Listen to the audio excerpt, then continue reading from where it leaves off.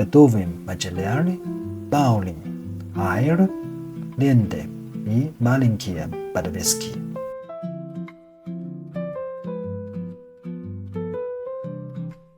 Связываем Паулин и придаем ей красивую форму.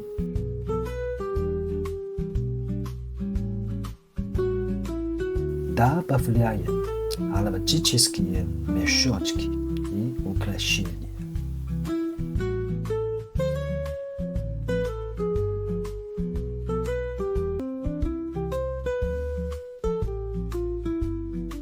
Когда все готово, вешаем на двери, чтобы отогнать злых духов и пожелать благополучия.